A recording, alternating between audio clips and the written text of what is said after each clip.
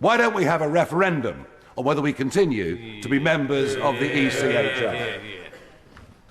I have seen the effect of stillbirth in my own family, and yeah, it's pretty devastating. It doesn't go away. It doesn't get forgotten. But there's another element to this, which is for those people, particularly the women that go through this, are they able to talk about it? Can they share their experiences? And a problem shared may not be a problem solved, but it might just make life a little bit more bearable, a little bit easier. I must be honest,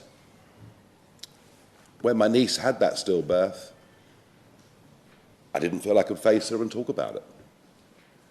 I felt too awkward. Would I say something that was wrong?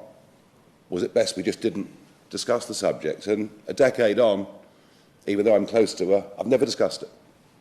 I've just felt too awkward to do it. And I suspect that's the case with many men. I suspect with husbands and partners, just something that isn't talked about. And so I do want to pay tribute to Councillor Jeff Bray, former leader of Tendring District Council, who has, as a father that went through the stillbirth experience, talked about it. And I'm encouraged that in Clacton that Maria Gormley has got a charity where women, and men if they want to, can come together on a regular basis and share their experiences and talk about it. And it's not an easy thing to do, and I've admitted my own failings, but I suspect I am far from alone in finding this subject just incredibly difficult.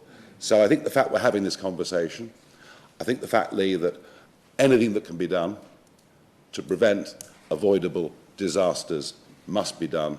But I do just urge, I want to put on the record, that naturally these things will happen, hopefully in very few numbers, and there does need to be the counselling and the support for people that have been through that experience, which I feel, to be honest, in most parts of the country is really very sadly lacking.